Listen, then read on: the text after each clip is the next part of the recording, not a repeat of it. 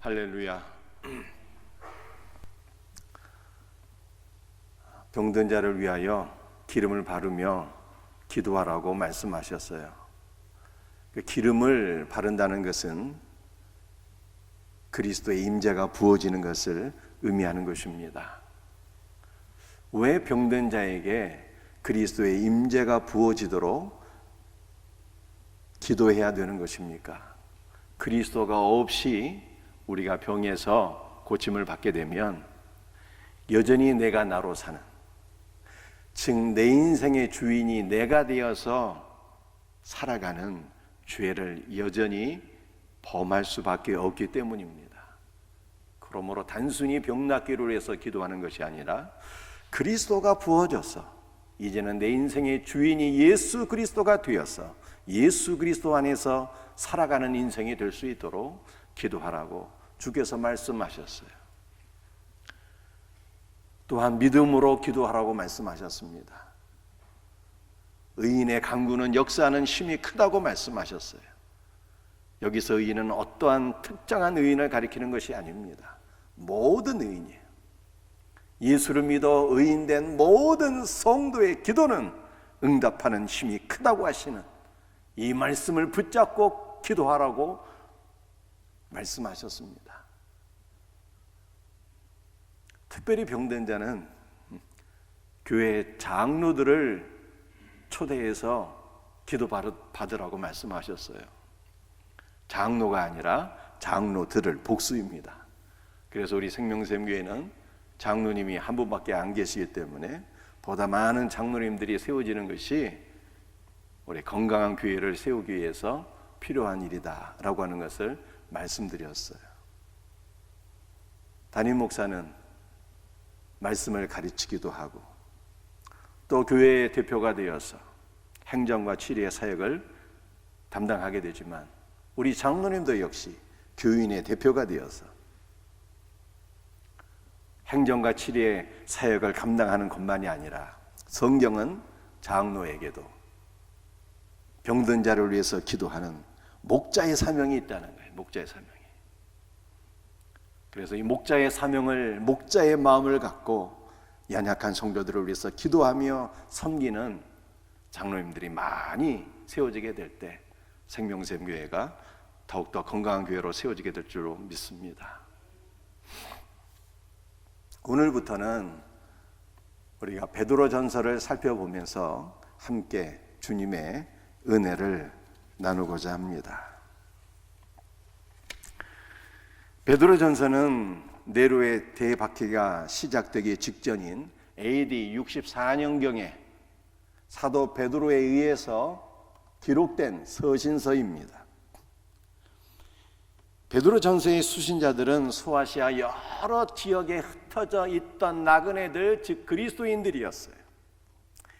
1세기 초대교회 당시 그리스도인들은 예수를 믿는다는 이유 한 가지만으로 온갖 비방과 인격 모독을 당하며 직장에서 해고를 당하고 폭행을 당하고 심지어는 죽기까지 하는 많은 고난을 받게 되었습니다.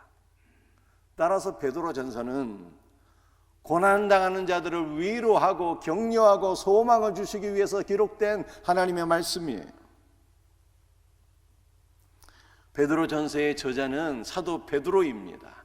우리는 베드로라고 하는 이름을 통해서 고난받는 성도들이 고난 가운데 어떻게 승리할 수 있을까를 먼저 깨닫게 돼요.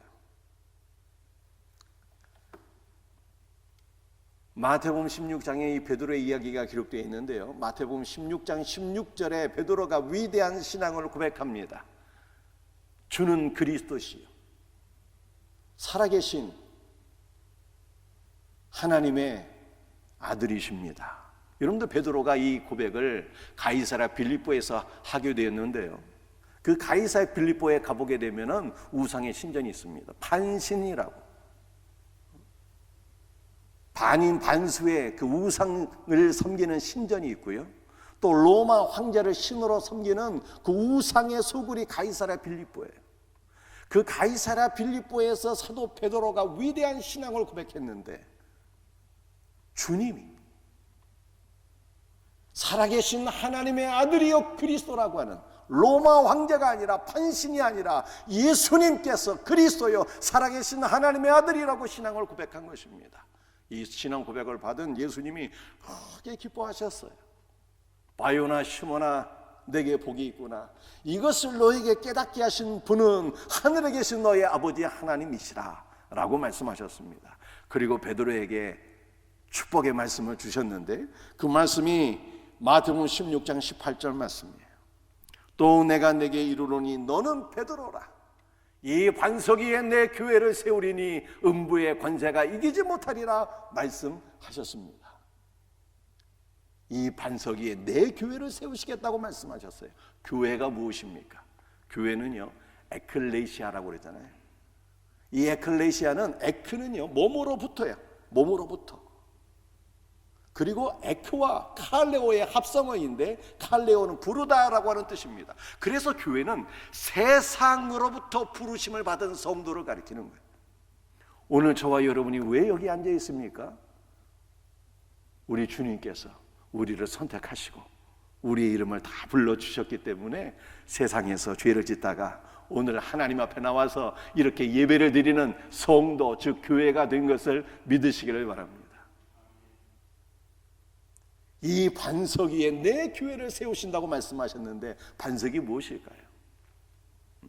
출애굽기 17장 6절 말씀을 보게 되면 하나님께서 모세를 향하여 말씀하셨습니다. 모세야, 너는 그 반석을 치라.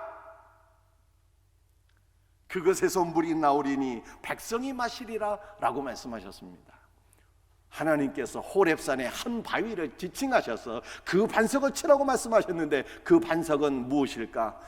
바울이 고린도전서 10장 4절에서 그 반석은 그리스도라고 말씀하셨어요.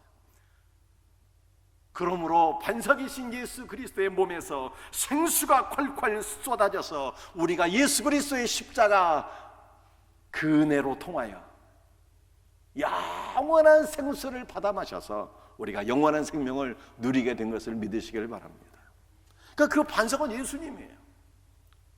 이 반석 위에 내 교회를 세우리라고 말씀하셨습니다. 즉 교회는요 반석이신 예수님 위에 세워지는 거예요. 그래서 우리는 우리의 믿음의 집이 예수님이라고 하는 반석 위에 세워져 있는지 늘 자기 자신을 살펴야 돼요. 여러분들 이것이 기독교라는 뜻이잖아요. 터기자에 살필독자.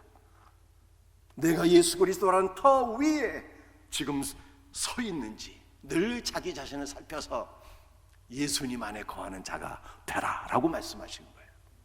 그런데 여기서 중요한 것이 하나 있는데 그것은 반석이신 예수 그리스도를 믿고 반석이신 예수 그리스도와 연합된 모든 성도는 반석이 된다는 뜻입니다.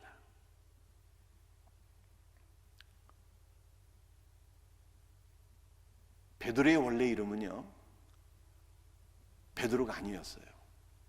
베드로의 원래 이름은 시몬이었습니다. 그러니까 바요나 시몬이라고 했잖아요. 바요나는 요나의 아들이라는 뜻이고 요나의 아들 시몬이 베드로의 원래 이름이에요. 그 시몬은 듣다라고 하는 뜻입니다. 이 베드로는요 주님의 말씀을 듣고 경청하다가 반석, 베드로는 반석이라는 뜻인데 반석과 같은 믿음의 사람이 되었어요. 베드로는 예수님의 말씀을 경청하는 것을 늘 기뻐했습니다. 그래서 이런 고백도 했잖아요. 주님, 영생의 말씀이 주께 있사오니 우리가 누게로 가오리까? 늘 주님의 말씀을 듣다가 반석 같은 믿음의 사람이 되었는데 우리 모든 성도들이 살아계신 주님의 말씀에 귀를 기울여 경청하여서 여러분의 믿음도 반석과 같은 믿음이 되기를 주 예수의 이름으로 축복합니다. 자, 그런데 중요한 것이 무엇이라고요? 반석은 예수님을 가리키는 것인데 누구든지 반석이신 예수 그리스도를 믿고 영접하는 자는요 반석과 같은 사람이 되는 거예요. 너는 베드로라, 너는 반석이라고 말씀하셨어요. 이 반석 위에 내 교회를 세우리니 음부의 권세가 이기지 못하리라 라고 말씀하셨습니다. 반석이신 예수 그리스도를 믿는 성도는 다 반석, 즉 돌이 되는 거예요. 하나님의 성전의 재료가 되는 것입니다. 그래서 하나님의 교회로 지어진다는 거예요. 하나님의 교회로 우리가 지어지게 될 때 그 어떤 음부의 권세도 예수 믿는 성도를 이길 수 없다고 그렇게 말씀하셨어요. 베드로만이 아닙니다. 저와 여러분도 반석이신 예수 그리스도를 믿고 영접할 때 우리도 반석 즉 돌이 되어서 하나님의 성전의 건축재료가 되어서 우리가 그리스도의 교회로 세워지게 되는 거예요. 우리가 그리스도의 교회로 세워지게 될 때 그 어떤 음부의 권세도 우리를 이길 수 없다고 주께서 말씀하셨습니다. 그리스도의 부활 생명이 교회 안에 부어지게 되었어요. 그러므로 성도는 죽은 자 같으나 살아있고 가난한 자 같으나 모든 것을 다 가진 자예요. 실패한 자 같으나 승리한 자라고 말씀했습니다.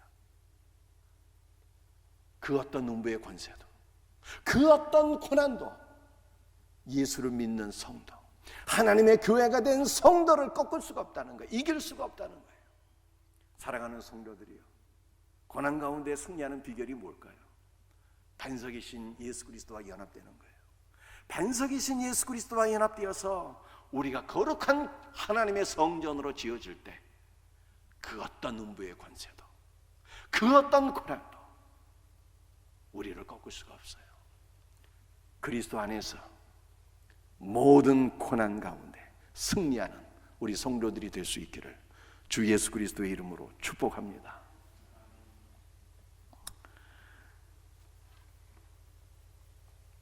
오늘 본문 말씀 베드로전서 1장 6절을 한번 같이 읽어보도록 하겠습니다.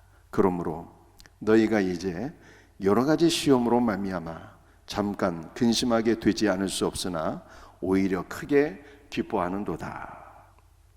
여러분들 베드로전서 1장 6절 말씀을 보게 되면 참으로 이해하기 어려운 말씀이 있습니다. 그것이 무엇일까요? 너희가 이제 근심하지 않을 수 없으나 근심한다는 것이죠. 그러나 도리어 크게 기뻐한대요.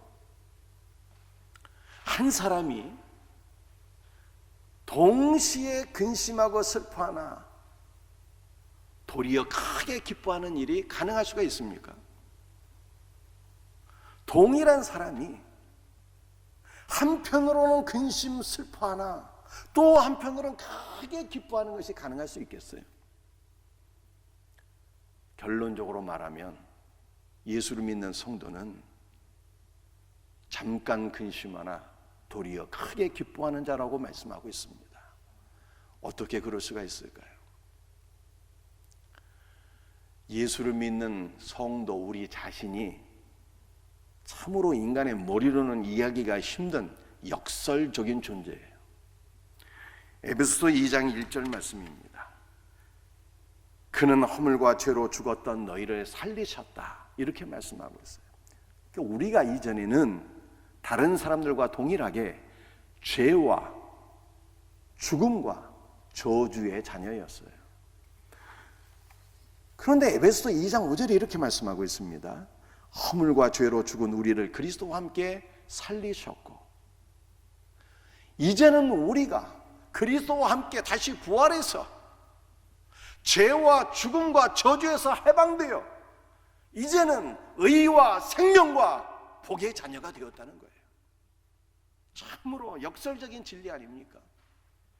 전에는 죄의 자녀였는데 이제는 의의 자녀가 되었고, 전에는 죽음과 저주에 속한 자가 되었는데 이제는 생명과 복에 속한 자가 되었다는 말씀이니 참으로 이해하기 어려운 존재가 예수 믿는 성도인 거예요. 에베소 2장 2절 말씀입니다. 그때 너희는 그 가운데서 행하여 이 세상 풍조를 따르고 공중의 권세 잡은 자를 따랐으니, 우리가 이전에는요 공중의 권세 잡은 자에게 사로잡힌 종이었다, 마귀의 종이었다는 거예요. 그러니까 마귀가 끄는 대로 끌려가며 살았다고 말씀하고 있는 것입니다. 이러한 우리가 2장 6절에서는 전혀 새로운 존재가 되었습니다. 또 함께 일으키사 그리스도 예수 안에서 함께 하늘에 앉히시니, 그리스도 예수와 함께 부활해서 또 승천해서 예수님과 함께 하늘 보좌에 앉아 있는데, 하늘 보좌에 앉아 있는다는 것은 승리하신 예수 그리스도의 모습이에요. 만왕의 왕이신 예수 그리스도의 모습이에요.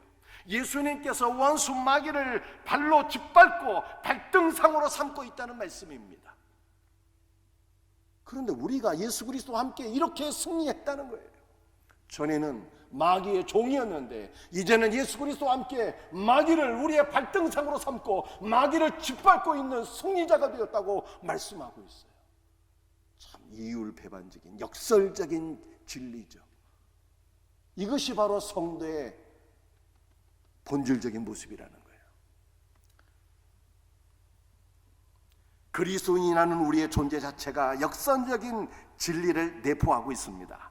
따라서 우리의 영적인 상황도 역설적이다라고 하는 것이 전혀 놀라운 일이 아니죠. 그리스도인은 한편으로는 근심하고 슬퍼하나 또 동시에 크게 기뻐하는 자라고 성경이 우리에게 말씀하고 있는 것입니다. 그래서 오늘 설교는요, 어떻게 이 놀라운 일이 가능할까? 그리스도인의 슬픔은 무엇이고 그리스도인의 기쁨은 무엇인가를 살펴보고자 합니다. 그런데 벌써 설교 시간이 많이 지나서 오늘은 첫 번째 부분, 그리스도의 슬픔이라고 하는 이것을 우리가 살펴보고 다음 주에 그리스도인의 기쁨을 살펴보며 함께 은혜를 나누고자 해요. 베드로전서 1장 6절 말씀을 다시 한번 더 읽어보겠습니다. 그러므로 너희가 이제 여러 가지 시험으로 말미암아 잠깐 근심하게 되지 않을 수 없으나 오히려 크게 기뻐하는도다. 이 한글 성경은 원문의 의미를 정확하게 드러내는데 한계가 있어요. 그 원문의 의미는 무엇인가? 여러분들이 이 영어 성경을 좀 참고하시라고 제가 적어놨는데요, 1장 6절 하반절을 제가 번역해 드리면 이런 뜻입니다. 너희가 여러 가지 시험으로 말미암아 근심하게 되는 것이 필요하다는 뜻입니다. 다시 한번 말씀드려요. 너희가 여러 가지 시험으로 말미암아 근심하고 슬퍼하는 것이 필요하다는 말씀이에요.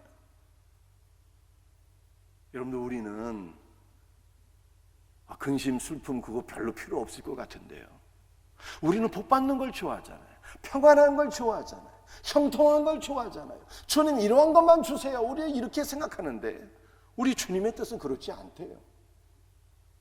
예수 믿는 성도들에게 여러 가지 고난으로 말미암아 근심하고 슬퍼하는 것이 필요하다고 주께서 말씀하십니다. 여러분들, 왜 우리에게 근심하거나 슬퍼하는 것이 필요한 일일까요? 무엇보다도 우리 예수님께서 근심하시고 슬퍼하셨어요. 마태복음 26장 37절 말씀입니다. 고민하고 슬퍼하사 라고 말씀하셨고요, 마태복음 26장 38절 말씀을 보면 내 마음이 매우 고민하여 죽게 되었으니 라고 하셨습니다. 십자가를 목전에 두신 예수님의 마음은 몹시 슬퍼하시고 괴로워하셨어요. 그런데 예수님의 이와 같은 슬픔과 고난을 통해서 우리의 구원이 이루어졌다는 것입니다. 그러므로 교회도 예수님께서 걸어가신 그 길을 걸어갈 필요가 있다는 거예요. 성도는 믿음으로 말미암아 예수님의 고난과 죽으심에 동참하게 되었습니다. 그런데 우리가 이 땅에 살아갈 때 때로는 주님께서 우리에게 고난을 주시는데요, 그 고난을 통해서 예수 그리스도의 십자가를 경험하게 되잖아요. 그리고 예수 그리스도의 십자가를 경험할 때 놀랍게도 우리 주님은 고난으로 끝나게 아니하시고 예수 그리스도의 부활 생명을 우리에게 부어주시는 것입니다. 따라서 예수 믿는 신자에게 고난이 필요하다고 성경이 말씀하고 있는 것입니다. 만약 근심하고 슬퍼하는 일이 그리스도인에게 없다면 우리는 고난받으신 예수 그리스도를 잊어버리기가 쉽고 우리의 마음이 교만해지기가 쉬워요. 그러므로 우리 하나님은 우리의 마음이 교만해지지 않도록 주님의 십자가를 잊어버리지 아니하도록 때로는 고난을 주시는 것입니다. 성도는 고난을 통해서 겸손해지고 고난 가운데 마음속 깊은 곳으로부터 주님을 바라보며 주님께 기도하게 되는 거예요. 창세기 4장 26절 말씀이에요. 셋도 아들을 낳고 그의 이름을 에노스라 하였으며 그때의 사람들이 비로소 여호와의 이름을 불렀더라. 하나님께서 아담에게 가인과 아벨을 주셨잖아요. 근데 아벨이 가인에 의해서 죽게 되었습니다. 그래서 하나님께서 아벨 대신에 아담에게 또 다른 아들을 주셨는데 그 아들의 이름이 셋이에요. 그 셋은 대신 주셨다는 뜻입니다. 근데 이 셋도 장가를 가서 아들을 낳았는데 그 아들의 이름이 에노스입니다. 에노스. 그 에노스의 이름의 뜻은 불치병으로 고통을 당한다라고 하는 뜻입니다. 그래서 4장 26절을 제가 다시 한 번 더 읽어드리겠습니다. 셋도 아들을 낳고 그의 이름을 에노스라 하였으며 그때의 사람들이라고 되어 있지만 원문은 이 단수예요. 사람들이 아니라 단수로 되어 있어요. 그 에노스가 불치의 질병에 걸려서 고통을 당하게 될 때에 비로소 자기의 한계를 절감하며 에노스가 여호와께 부르짖어 기도했다는 거예요. 즉 에노스는 불치병에 걸리기 전에는 기도하지 못했는데 불치병에 걸리고 나서 자신의 한계를 깨닫게 되며 고난 가운데 회복을 위하여 여호와 하나님 앞에 간절히 부르짖어 기도하게 되었다는 뜻입니다. 에노스가 고난 가운데 기도할 때에 그는 십자가의 고난 받으신 예수 그리스도를 만나게 된 것이고요. 에노스가 고난 가운데 기도할 때에 그리스도의 부활 생명이 부어지게 된 것입니다. 하나님은 고난을 통해서 성도들을 훈련시켰어요. 그 이유는 오직 고난을 통해서만 그리스도의 부활 생명을 누릴 수 있기 때문입니다. 고난은 그리스도인들에게 또 다른 유익을 주십니다. 만약 그리스도인이 다른 사람들에게 선한 일을 하고자 한다면 고난은 없어서는 안 된 본질적인 것이에요. 이게 무슨 뜻일까요? 고난을 당해서 근심하고 슬퍼하는 자만 고난을 당해서 슬퍼하는 자를 위로할 수 있는 위로자가 되는 것입니다. 히브리서 5장 1절 말씀에 대제사장마다 사람 가운데서 택한 자이므로, 대제사장은 원한다고 되는 직분이 아닙니다. 하나님께서 선택해야지 되는 직분이에요. 그런데 하나님께서는 대제사장을 천사 중에서는 선택하지 않으셨어요. 아무리 능력과 권능이 탁월한 천사라도 대제사장이 될 수가 없었습니다. 왜냐하면 천사는요, 인간의 육신을 갖고 있지 않기 때문입니다. 천사는 영이에요. 육신이 없습니다. 여러분들, 천사가 육신이 없다는 것이 무슨 뜻이겠습니까? 그것은 인간의 연약함과 인간의 고통을 전혀 경험하지 못하고, 그러므로 인간의 연약함과 고통을 긍휼히 여길 수 없는 존재라는 뜻입니다. 그러므로 하나님께서는 대제사장을 사람 가운데서 선택하셨어요. 대제사장은 우리와 동일한 사람이었습니다. 그러므로 이스라엘의 대제사장은 사람들의 연약함과 사람들의 고통당함과 사람들이 영적으로 실족함과 이 모든 것들을 긍휼히 여기고 불쌍히 여기고 그들을 위해서 중보 기도하는 그러한 존재였다는 거예요. 우리 구주 예수님께서 인간의 몸을 입으시고 성육신하신 이유가 무엇이겠습니까? 그 그것은 인간의 육신을 입고 이 땅에 오심으로 말미암아 우리가 당하는 모든 고통을 다 친히 경험하시고 우리를 불쌍히 여기시고 우리를 위해서 간절히 기도하시는 대제사장이 되기 위함이었어요.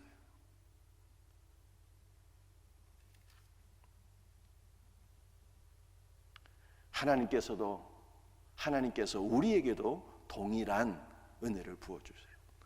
때로는 고난을 주셔서 인간이 당하는 모든 고통을 맛보게 하시고 그리고 다른 사람들을 위로할 수 있는 그 위로자가 되게 하시는 거예요. 고난을 통해서 다른 사람들의 슬픔과 아픔을 참으로 이해하고 긍휼히 여기는 존재가 된다면 이 고난이 어찌 복이 아닐 수 있겠습니까?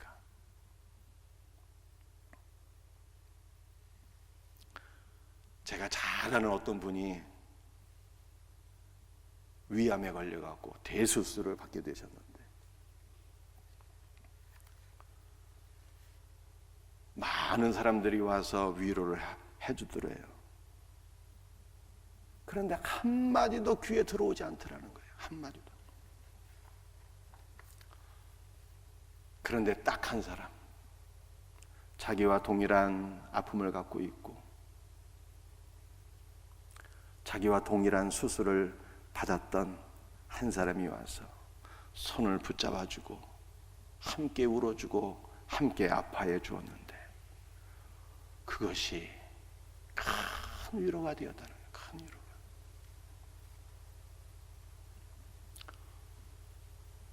그래서 우리 하나님께서는 연약한 지체들에게 위로자가 되도록 하기 위해서 때로는 우리에게 고난을 주신다는 거예요. 하나님께서는 고난을 통과하지 않은 사람을 바나바, 즉 위로의 아들이 되도록 만드실 수가 없어요. 하나님께서는요, 고난을 통해서 우리를 바나바, 즉 위로의 아들들이 되게 하시는 거예요. 누가 마음이 상한 사람들을 위로할 수 있겠습니까? 누가 그들의 상처를 싸매줄 수 있겠습니까? 동일한 아픔과 상처를 겪어본 사람만이 마음의 상처를 안고 사는 사람들을 긍휼히 여기며 위로하며 기도해 줄 수 있는 거예요. 이러한 뜻에서 본문은 너희에게도 고난이 필요하다라고 말씀한 것입니다. 말씀을 정리하도록 하겠습니다. 사랑하는 성도들이요, 누가 고난 가운데 승리할 수 있을까요? 반석이신 그리스도와 연합되어서 주님의 교회로 세워지게 되면 그 어떤 농부의 권세도 이길 수 없다고 말씀하셨어요. 고난 가운데 승리하기를 원하십니까? 반석이신 그리스도와 연합된 반석이 되어야 돼요. 하나님의 성전으로 세워져야 됩니다. 그러면 그 어떤 문부의 권세도, 그 어떤 고난도 우리를 이길 수가 없어요. 그리스도 안에서 승리하게 됩니다. 성도는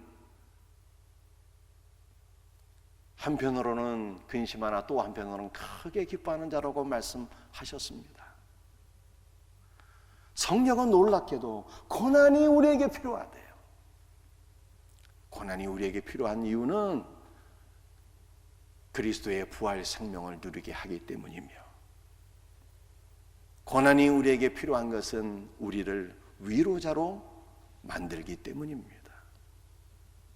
이 놀라운 은혜가 우리 모두에게 부어지기를 주 예수 그리스도의 이름으로 축복합니다. 우리 다음 주에는 근심 가운데 도리어 크게 기뻐한다는 이 말씀을 나누도록 하겠습니다. 기도합시다. 아버지 하나님, 우리 모든 성도들이 반석이신 그리스도와 연합되어 그 어떤 음부의 권세가 공격한다 할지라도, 그 어떤 고난이 엄습한다 할지라도 능히 이길 수 있는 주님의 교회가 되게 하옵소서. 주 예수님, 우리는 고난을 원치 아니하나 고난이 너에게 필요하다고 말씀하셨습니다. 고난을 통해서 그리스도의 부활 생명을 누리게 하시고, 고난을 통해서 고난당하는 자를 위로할 수 있는 참 위로자가 되게 하실 줄로 믿습니다. 함께 하옵소서. 주 예수 그리스도의 이름으로 기도합니다.